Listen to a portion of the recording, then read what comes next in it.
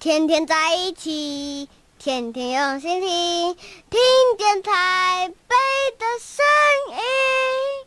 FM 93.1，幸福永远属于你。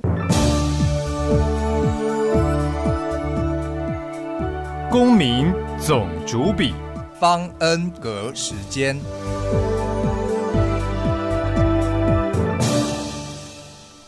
谁当家？谁当家？谁当家？你当家？谁当家？谁当家？谁当家？我当家。你当家？我当家。到底谁当家？你来当家。 Welcome to Residence Messenger on Taipei Broadcasting Station. I'm your host, Ross Darrell Feingold. Our guest today is Chef Ernest Toh from Mume Restaurant. Chef Ernest, welcome back to the show. Nice to be back. I haven't been here for about a year or so. Yeah, a lot has changed in the world, in Taiwan, and in the restaurant industry, of course, and in your own career as well. Should we still call you a Singaporean, or now that you're in Taiwan even longer, should we just call you Taiwanese? I think I can be both ways when it benefits me. Does that include when you're negotiating prices with like vegetable suppliers? Yeah, when times when I speak to the guest or when I go around the country, I kind of blend in very well. Yeah, and then at times where like it fits to be a foreigner. And, you use that to your advantage. Earlier this year, you joined the MMGH Hospitality Group. Tell us about the organization. It's an ever-expanding group, and Richie, our founder, Richie, he is he was the founder of Mume. That was his first, the flagship restaurant. And then he opened LeBlanc Steakhouse there soon after, and then they have Bun, a casual Thai restaurant also in Dongchi. And then recently, last year, they opened one in Regent Hotel. It's more like a very upscale Thai restaurant as well. Thai inspired, but a lot of European influences or plating methods, techniques. So now the group is currently at 4 restaurants, 4 physical restaurants, and then we have concepts that are kind of like e-commerce and cloud kitchens. So Richie's vision is to bring the group to be very international, very we want to make it consumer orientated by having a lot of options, a lot of interesting things for everyone, different age groups, different target audiences. So he wants to make it fun and very a lot of varieties. But would you call this all within? You said fun, but all within sort of the fine dining space. If you're not going to go down to, obviously it's not fast food or kind of the family kind of those American style family restaurants. It's a bit higher end than that, correct? Not really, actually. So the thing about the fun part is, we do very everyday things that people would like to eat on a daily basis. Things like, we recently have cheesecake. We're doing hampers. We had the mooncake for the Mid-Autumn Festival. So it's actually they're not very expensive actually. It's pretty good, and and because our marketing and PR team did a fantastic job with the packaging, so they're like very, very good gifts you can give for your friends or your colleagues or your business associates. So I think it's not just the restaurants that are like very upscale. We also have more entry level. I wouldn't say entry level, but things that are more accessible, and that's what Richie wants to do. He wants to have things for everyone in that sense. You mentioned a couple of the restaurants within the group are Thai or Thai inspired. What keeps Thai food so popular here in Taiwan? Well, if you ask me, to be honest, it's something. It's a kind of a yin yang thing. Like it works really well because people are unfamiliar with it, but at the same time, it's because people are unfamiliar with it. That's why it's like special or unique in a way. So, I mean, to be honest, not a lot of people in Taiwan are very exposed to Southeast Asian food or flavors. So, in that sense, people can get away with like not so great Thai food. But I think the chefs that we have, they are pretty good, and they're pushing the boundary. And it's pretty competitive now in Taiwan as well. Like a lot of Thai chefs, a lot of Thai restaurants, and it's not very easy to stabilize yourself in the market, when people are not that sure what Thai food is about, but at the same time, you want to do something really good and authentic. But is that the key, though? Do maybe the diners in Taiwan, do they want the authentic Thai food, or are they already used to something that's more made for the Taiwan market kind of version of Thai food? I think it comes down to the concept of the owner. Like if you are going for an authentic taste, then you gotta keep it authentic. But if you're trying to have Thai influences but make it fun or creative, then I think the people shouldn't be expecting something so traditional. So it's really how you present your concept. To show how tough the market might be for Southeast Asian food, there was a pretty large company that operated a chain of Vietnamese restaurants around town, and earlier this year, one by one, they started closing up. There was one near where I live in the Guting district that wasn't even open very long. Now it looks like they're renovating. It's going to become a steak restaurant. But it's really tough because I think it's not just Southeast Asian food. I think it's Asian food worldwide. Like it's viewed as a street food or things that should be very accessible and very casual. So when you command a price tag of like a few thousand Taiwanese dollars, you're gonna have a hard time. So it's not easy. It's really not easy. And of course, your own background. You had spent some time in Scandinavia, learning one of the more unique cuisines, because we don't hear much about that around the world, and especially here in Asia. Have you brought some of that to the group as well, with some of the menu and the dishes that you've been able to introduce? I did, actually, because my time there, it influenced the way I think about food, it influenced the way I look at food, and even, of course, it influenced the way I make food.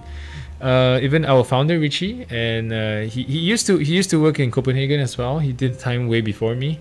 So there are a little bit of little touches here and there that reminisce Nordic food, but I think from my experience there, to be honest, it's the most of the flavor profiles are not for the Asian palate. In fact, for myself as well, because there were things that I felt like it's okay, it's interesting, it's nice, but it's not something that I really like. For example, like food there is pretty acidic. When they say acidic, it's really acidic. It's not playing with you. You go like, kind of get that shock. And then food can be quite, I would say, strong in seasoning, just because they enjoy a lot of pickles or cured food. So in Asia, I mean, we do have that in the Asian sense, but it's just that the palate here is not so suitable for that kind of food. What about the smoky flavors that sometimes also are? Oh, but those things, I think people worldwide all like it. It reminds you of grilled meat, and that's just primal instincts that it's delicious. So those we don't have a problem with. But yeah. Before we talk in more detail about Mume, I'm curious about some of the broader trends in not just the restaurant industry worldwide, but food in general, because maybe it's just what I'm clicking on my own internet Google searching, but it seems recently people or publications are providing so much more content about the details of food and how food is made. I mean, do you find that as well, that people really want more knowledge about what they're eating? I think personally it's nice when people are genuinely interested in food, because I mean, we are in this profession because we are so into food, right? But I think the problem is the internet, and social media information is like overload. It's too much. It's too fast. It's too convenient. You can get everything, and sometimes reliability is an issue. So when people go online and they look up stuff and they're like, oh, now I know this. I'm a food writer. I'm a food blogger, or I know this already. So it kind of brings you to, it might result in consequences or expectations or just even small things like behavioral, well, how do I put it? I don't know, prejudice or it's just when people come to a restaurant and they dine, and it's not as simple as what it looks like or what the internet says it to be. And I think it's great that people want to find out more about food, but at the same time, I think the way our lifestyle is right now, like information is fast, the pace is fast, people kind of forget that the actual process of eating and enjoying a meal with a friend or your family, it's got to be slow. You shouldn't be sitting there kind of measuring the calories or things like that. Yeah, I mean, it's good to have knowledge and to be well informed as a consumer, or even as a person. But I think the balance is really off now in society. So yeah, I seem to be getting bombarded with articles about eat this, don't eat that, eat more of these, mix, or balance. Like if you're going to have, even as CNN, they're constantly showing commercials with their food experts saying, eat more of these, don't eat more of these. I don't even know if they're telling giving us the best information. Exactly. Personally, when I was still a nutritionist, I felt like a lot of information like these, they're not very neutral. I mean, that's the boring part of the job of a nutritionist or a dietitian. We're not trying to advocate one thing, or one thing is good for you or one thing is bad for you. In a human diet, balance is important, and everyone is different. Your lifestyle is different. Your genetic sequence is all different. Your build is different. Your preferences are different. So what works for you doesn't work for me, might not work for me. So I think it's getting, how do I put it? The amount of information on the internet is so much that information is so easily misled, or maybe they were intentionally meant to be misleading. Have you seen in the last few years, have there been any things, I hate to call them a fad, but things that were of interest, and then a lot of people were talking about it, and then maybe after a few years, people aren't even, go forward a few years, people aren't really talking about it anymore. I mean, one thing that comes to mind is maybe 3 or 4 years ago, a lot of my friends were constantly trying to impress me by telling me, I'm only eating free range. I'm eating free range eggs, and I'm eating free range this and that. But then I don't hear people talking about it anyways. So there are a few examples of things that people were talking about it for a while, and then after a few months or years, suddenly they're not talking about it anymore. They gave up. Yeah, I think it depends on the agenda of what the trend or fad is. I think I totally agree with you. It's actually a fad. So things that were like sensationalized by celebrities or media, these things will become fads. Like like things like you say about free range or organic, sustainability, or low carbohydrates, low blah blah. All these are usually sensationalization by the media. But on the other hand, there are things that are like products or people encouraging you to eat more of these and saying, maybe like, for example, avocados are super good for you, or this supplement is like so good for you. I truly believe that there is a big agenda behind this, and I know in the world of business, it is business. So like people trying to sell products, they probably do things like that, which is not very ethical in my opinion. But I think, this happens a lot. Well, I would eat as many avocados as I possibly could put in my mouth if they were cheaper in Taiwan. Unfortunately, they're mostly imported, and the tariff on avocados is still quite high. So when you go to the supermarket, those avocados are really expensive. Another kind of faddish thing I see lately is the Beyond Meat and these other things.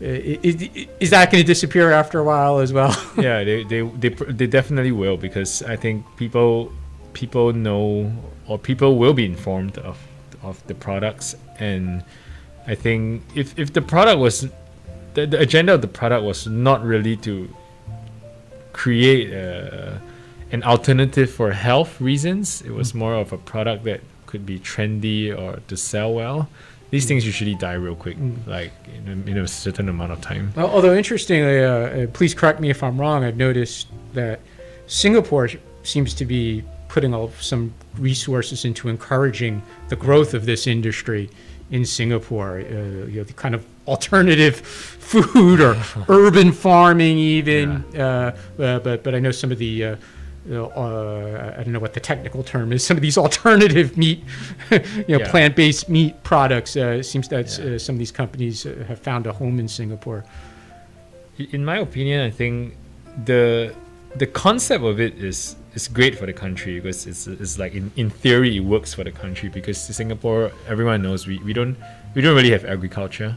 There's no way like such a small country with small pieces of land that is tropical all year round can do like a lot of like agriculture. You probably can just grow leaves all year round and that's about it. But I think as much as the concepts and in theory it's good and it works, but to be honest, as someone who is operating a restaurant in operations, I deal with people, I deal with money, and I think things like that, they might not be very sustainable. What I mean is like unless your things are mechanized, I don't think young people want to be doing that like for as a career, like a long period of time in their lives. And yeah, it's definitely not something that pays really well. And if it doesn't pay well, then you're probably not gonna, it's not gonna be realistic enough as a career. And if it pays well, it's probably gonna be,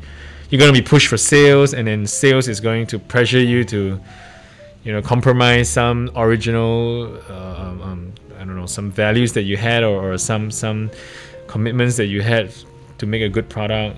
Things like that will change a lot of things. Another fad product I've noticed recently, because it seems to be everywhere I go, for cafes or convenience stores, supermarkets and restaurants, is oat milk. Yeah. What's up with it? Why is it everywhere recently? And why is it so expensive? It's just oats. Yeah, it's really sensationalization of the product. When I mean, if I was a businessman, I mean, it's a smart tactic, but I mean, people should see it from this angle. It's really just oat and water. So why is it so expensive? I don't understand. So yeah, it's just simply oat milk. You get some ambassador that's like really famous on social media or something, and then this person say, this is good. I drink this every day, which he probably doesn't, or she probably doesn't. People will be like, wow, okay, I'm gonna get that. And then that's just the power of media, right? Can it be used in cooking? The kind of cooking that you would do in a nice restaurant. Is it a substitute for regular milk, or it's just not feasible? I mean, to be honest, if we that kind of restaurant, we are like very high end. We sell a service. We are committed to cooking. The skills of a chef. We probably won't get this. We can just make it ourselves, and you can. It's when it's fresher, it's better. But would it, Abby, when you make a dish or a sauce that requires milk, or a dessert, of course, creams and things like that require milk, is oat milk a substitute, or it's just not feasible? It's okay substitute. It depends on what you're making, and if I have like vegan friends, or if or like yourself, like I was always wanting to cook for you, but. Yeah, if I have friends that have like like dietary requirements, and it's a good substitute. Oat milk is very nice to thicken a sauce, to be a base for like a warm dish that is not too heavy, because it's pretty neutral on its own. So it's actually a pretty good. It's very healthy. Like I have oats for breakfast almost every day. So being an American, we love our breakfast cereals. We just didn't. We always thought the milk was. It came from the cow and you poured it into the cereal. Now we seem to have flipped that around. We're pouring the cereal into, I don't know. Cereal juice. Yeah, exactly.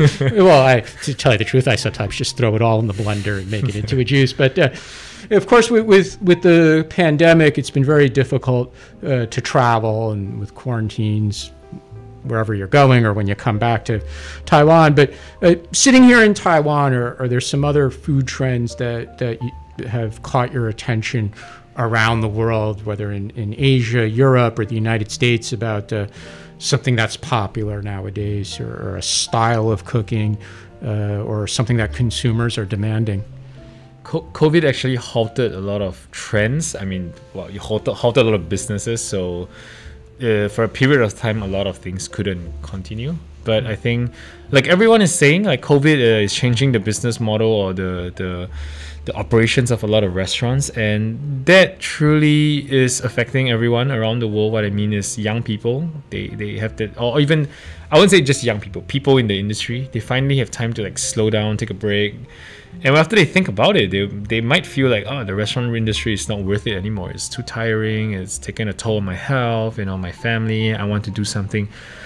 easier or it doesn't take so much of my time. I'm happy if it's not like not that high paying a job, but if I get like job fulfillment, I'm okay. So I think that's one of the things that's going on now in the industry. It's just so hard to get people now.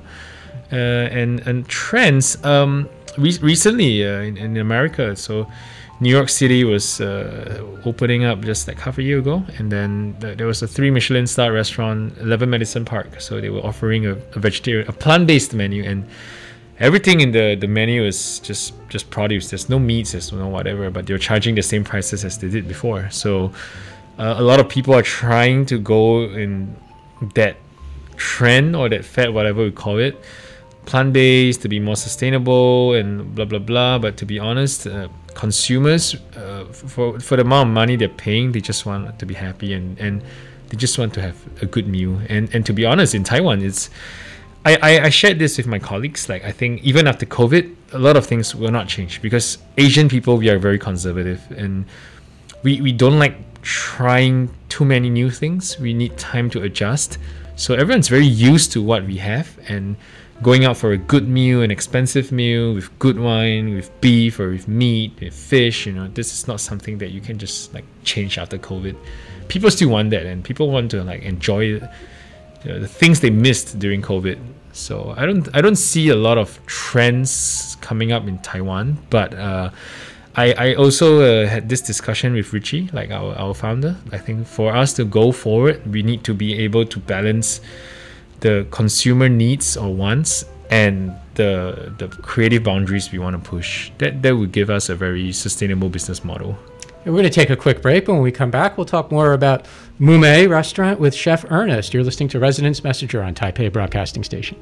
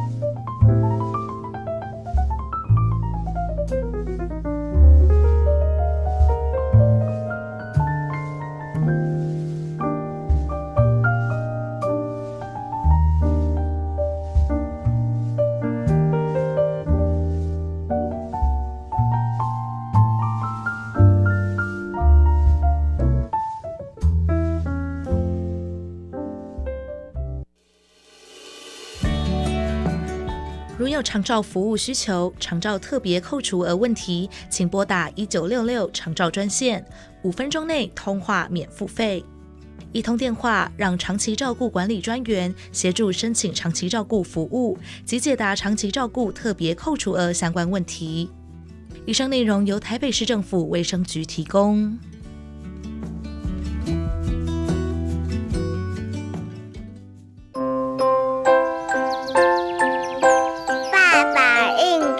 不开车，黄色嘟嘟安全多，应酬喝酒不过量，安全回家最上道。爸爸要平安回家哦。喝酒不开车，开车不喝酒哦。让我们一起尊重生命，拥抱亲情。亲爱的民众，提醒您定期清除排油烟机内部油垢。烹煮食物时切忌分心做其他事情，并注意人离火息，且厨房附近应设置灭火器，操作时保持适当距离。当厨房火灾时，严禁以水灭火。油锅起火也千万不要移动油锅，以免翻覆造成火势扩大延烧。以上内容由台北市政府消防局提供。亲爱的朋友，您还在吸烟吗？快拿着健保卡到戒烟门诊或拨打戒烟专线0800636363。提醒您，最近兴起的电子烟、加热烟，因为没有浓浓的烟臭味，就被认为无害。其实已经证实，新兴烟品都有二手烟及三手烟的危害，甚至还有爆炸的风险。我是义工蔡依林，所有烟品都 get out。我拒烟，我骄傲。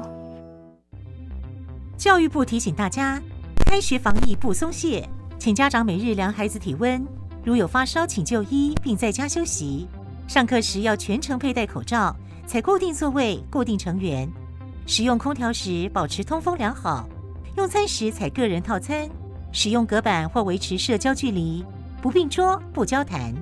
校园防疫不松懈，安心学习有保障。以上广告由教育部提供。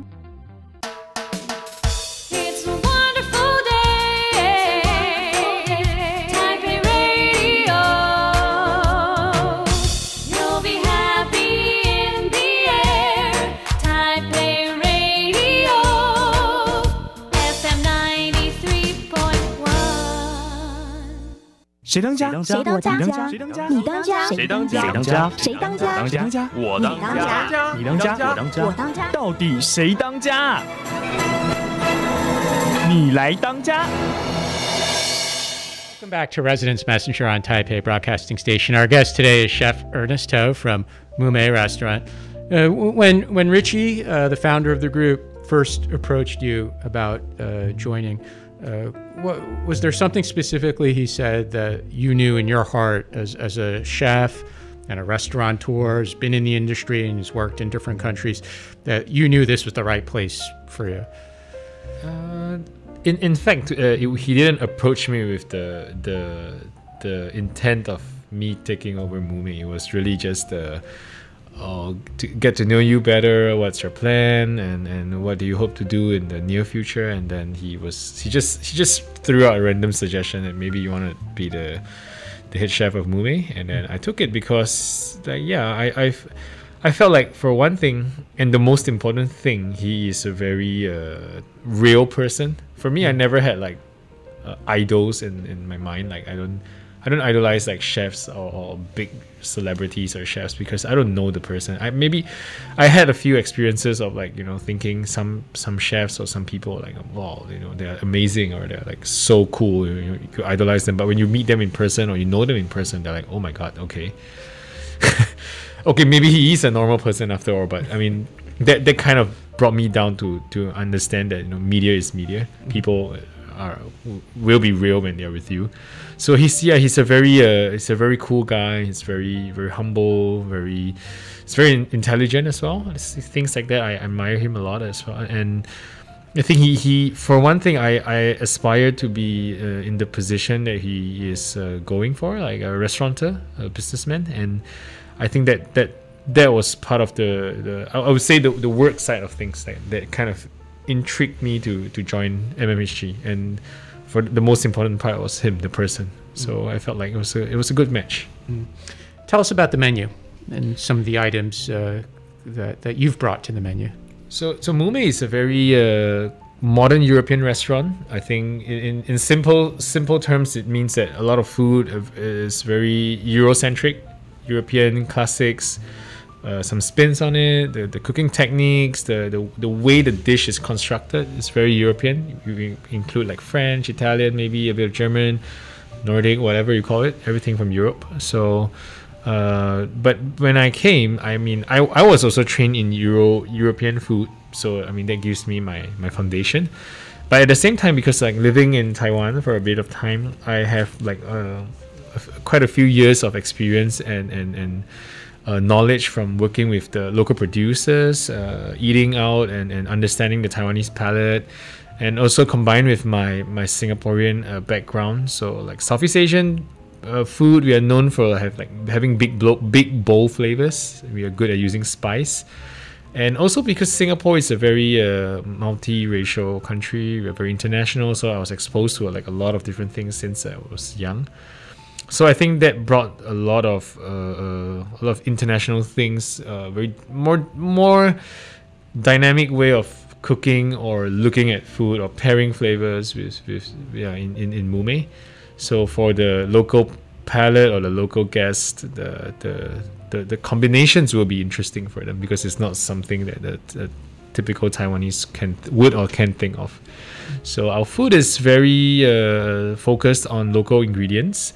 I put in a little bit of my Southeast Asian touch here and there, but we try to make the food very much what Mume is all about. Like people have this impression of Mume that it's like local ingredients. You taste the pureness, sometimes the freshness or the of the ingredients, and then lighter flavors and very, very aesthetic looking food. So I kind of changed it up a little bit. Yeah. Tell us some of your favorite dishes that are on the menu. Favorite? I can't pick a favorite. It's like picking your favorite kid or your favorite aunt. But there are some dishes that I really like. I'm gonna have to put out like seafood dishes because I love working with seafood. They're challenging, but when done right, it's not just tasty, it gives you a very, very good sense of accomplishment because of the challenge. I like it when I have a lot of vegetables on the menu. I think people don't eat enough vegetables nowadays, so I like to put more produce on.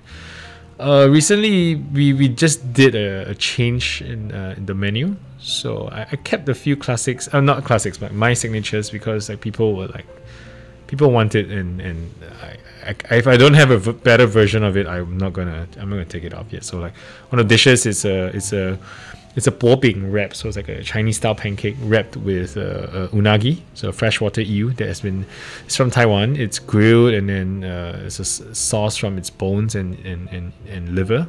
It's with a fresh apple, so it's both flavors but still quite light. So like very fitting for the Taiwanese palate.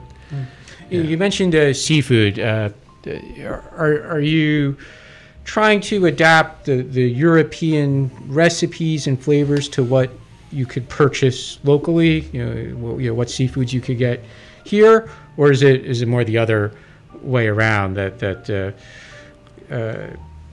you're definitely doing the European recipe and you'll keep looking for the right fish or seafood to match that?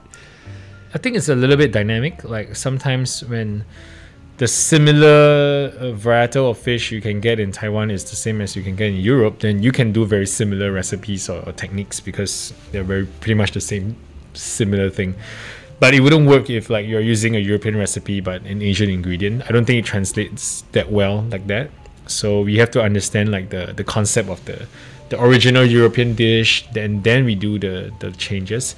But sometimes because seafood in Taiwan is very similar to Japan, so a lot of my techniques or aging methods or marinations are actually quite Japanese.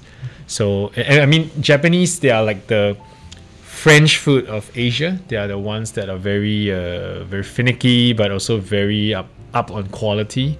Like kaiseki or kaiseki cuisine, they are very formal. They have like a way of eating, so very much like the French.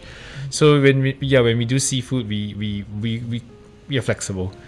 The things that requires Japanese technique, because I mean there's no way around it. Japanese are like best with seafood around the world. Yeah, so we kind of mix and match a little bit. Yeah. What about some of the meat dishes, beef or pork? What are some of your recommended dishes?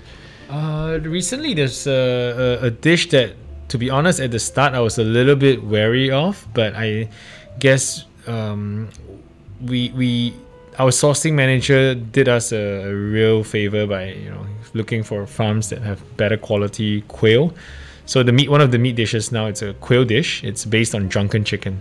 So in this instance, drunken quail, and then the quail quality was pretty much better than I expected. And then the cookery, my colleagues are getting like so much better at it now, and then the guests really quite like the dish. Yeah, but we have a little bit of a challenge sometimes because we serve the leg with the claw. So the claw comes on the plate, and some people will be like, "Oh, this looks nasty" or what, but like, it's your food. You gotta show some respect, man. Is that something that you would prefer the serving staff explain when somebody makes the order? I try to remind my team that we explain to the guests why the purpose of serving the entire animal. I think it's a way of paying a respect to the animal that died for your meal. But I guess in this world, now people nowadays, they're so used to seeing like packaged meat or they don't want to necessarily know the details. Yes, it's quite sad because like we mentioned earlier, like people want to know more about food, but like this is part of knowing where your food comes from. They don't want to know everything. Yeah, you know. Okay, now you have my curiosity piqued. Besides the quail with the claw, what other dishes are you serving with additional parts of the animal? I think that's the one that is more wholesome in a way for now. But it's usually small birds or small fishes that you can serve whole. Like big animals are difficult. Yeah, but I had a very challenging. It was not very challenging, but I think it is very challenging for most people in Japan. I went to Inouye, so the restaurant stamped off from Noma in Copenhagen. So they served the duck brains in the actual duck head. So they kind of like butchered the head into half, and then you got the head lying on your plate, and then the brains are in, where the brain's supposed to be, and you kind of spoon it out with a spoon. I mean, that was a little bit pushing it for me, but yeah. So you're not planning on introducing that? No. We're gonna need a lot of hits. No. What do the serving staff or the chefs, what do they tell diners as far as what to expect? I mean, what does that taste like? Do they say, "Oh, try it because it tastes like," and then they compare it to something else? You mean the brains? Yeah. They didn't say much to me because I think because they knew that I was in the industry. Yeah, but I would think they would describe it to the guests, like what this reminds you of, like how people would say like, "Oh, frog tastes like chicken." Exactly. So, yeah. Just so it doesn't sound too froggy. I don't know. What about desserts? What are some of the interesting things that you have on the menu? Currently, it's fruits. We try to do more fruits instead of like a lot of chocolate. Or I really want to cut out sugar and fat from our desserts, so I'm going more plant-based. But the new dessert that's coming up soon, hopefully even sooner than I can do it, but I'm pretty busy recently. But we're going to do an ice cream dish that is it's bacon ice cream, and it's going to be like sweet and savory. It's pretty nice. Yeah, and yeah, we're going to do more fruits as well. Yeah, I've been testing like star fruit, custard apple. So yeah, the Taiwanese fruits are pretty good, and yeah, we want to showcase more of those.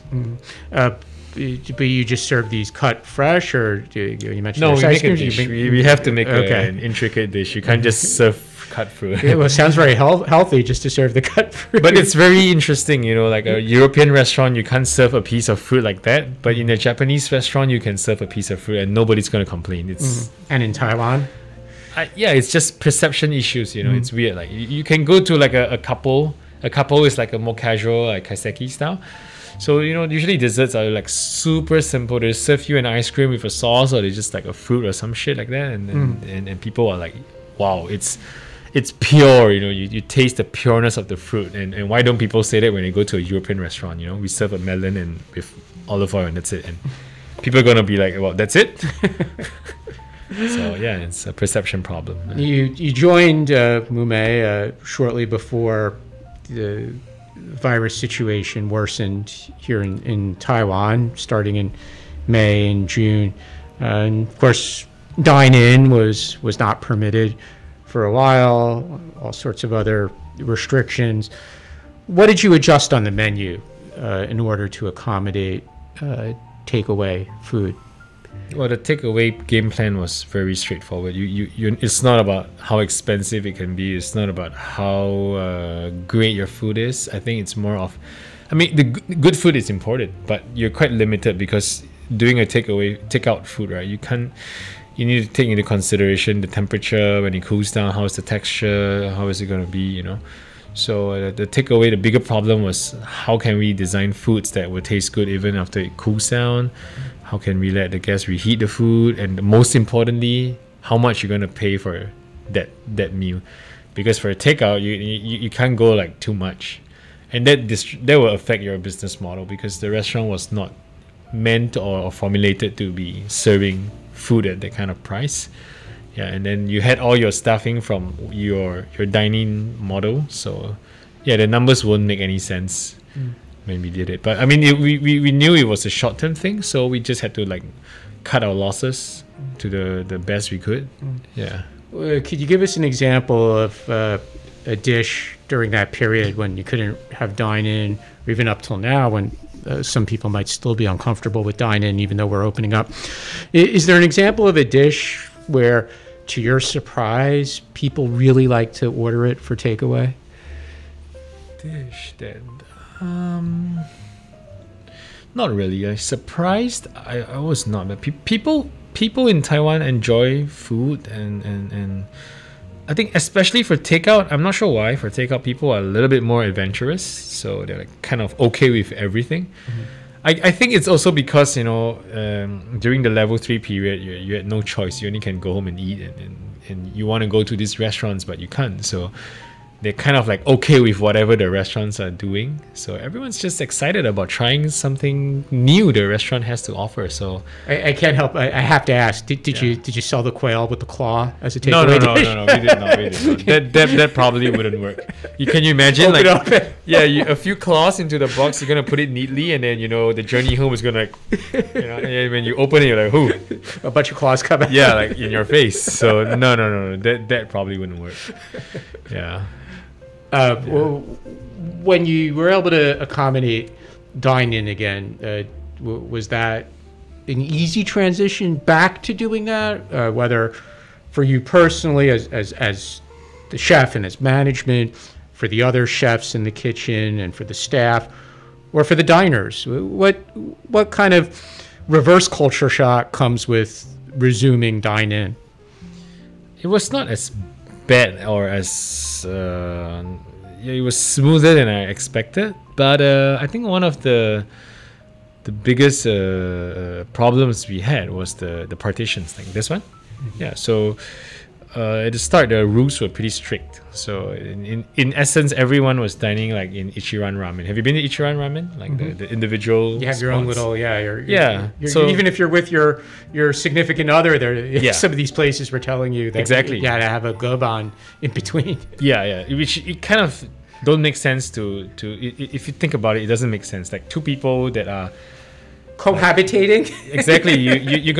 They're gonna be closer to each other at home, so like that wouldn't really make sense. But I guess it's all right. Like the government they can't have like a specific measure for every single thing. So it's like it has to be a one size fit all. But yeah, it was pretty awkward. Like table of 4. You have like the gepan, like Ichiran Ramen. Everyone's individual, and they want to do a cheers, and they gotta be like the Statue of Liberty. It was pretty funny, and every time people do that, I was like, oh my god, they better not drop the glass. They better not be like dripping shit.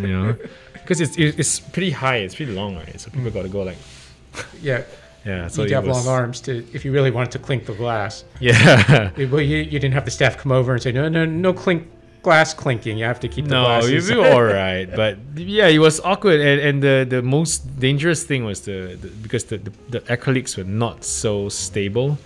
I mean, how stable can it be? And then we sell alcohol in the restaurant. So people get a little excited. They start knocking over the. It's really scary, when you knock into it. I'm be like, oh, my glass, stuff like that. Yeah. But hopefully you have insurance on the glasses. No, we don't.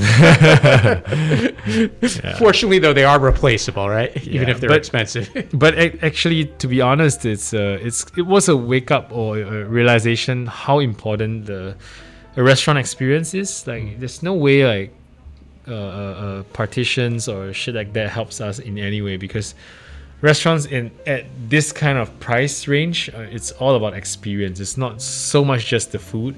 You can have like really good food, and you can pay 8,000 NT. You had really good food, but if the service was shit and like someone did something nasty to you or was rude to you, you won't have a good time because you paid such a hefty price tag. You can't just accept the food and that's it. Did you ever have after resuming dine-in?